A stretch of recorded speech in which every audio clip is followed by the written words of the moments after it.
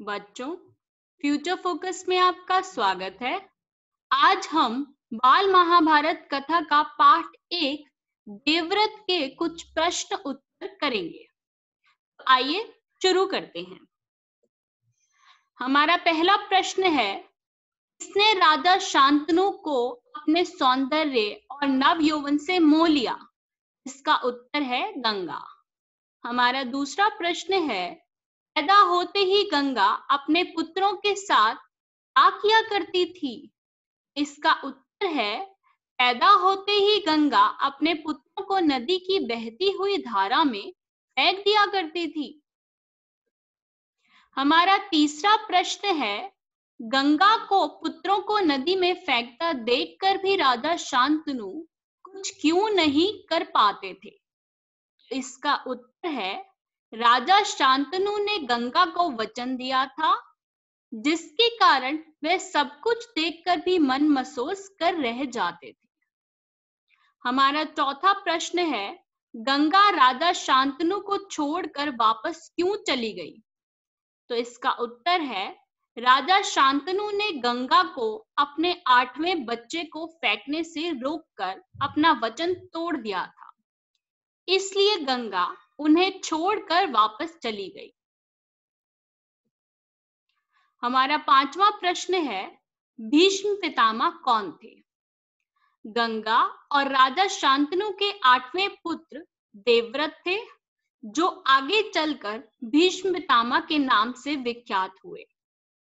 हमारा छठा प्रश्न है, सूत जी के द्वारा बुलाई गई सभा के अध्यक्ष कौन थे? तो इसका उत्तर है महर्षि शौनक।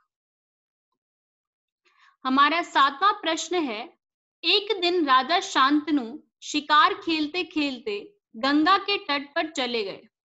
तब उन्होंने वहां क्या देखा?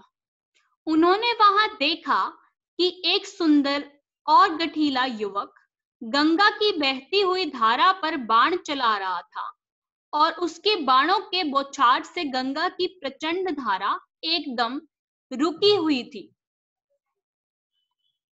हमारा आठवां प्रश्न है, देवव्रत के गुणों का उल्लेख कीजिए।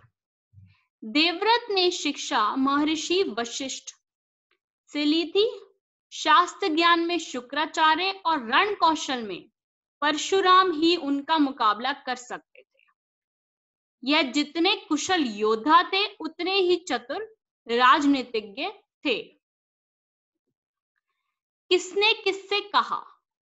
पहला वाक्य है, राजन, आपकी पत्नी होना मुझे स्वीकार है, पर इससे पहले आपको मेरी शर्तें माननी होगी। क्या आप मानेंगे? तो इसका ये जो वाक्य है, ये गंगा ने राजा शांतनु से कहा था।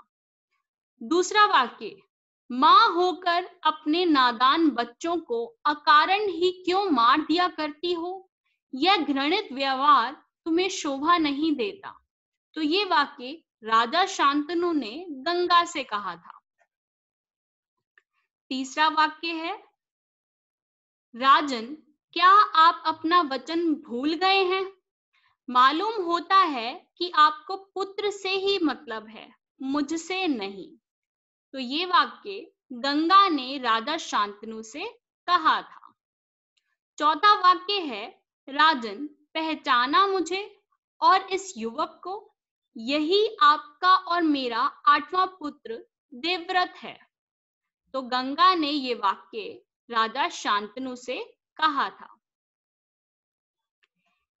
तो बच्चों, ये थे कुछ देवव्रत के बाल महाभारत कथा के पाठ 1 देवव्रत के प्रश्न। तो आशा है कि आपको अच्छे लगे होंगे।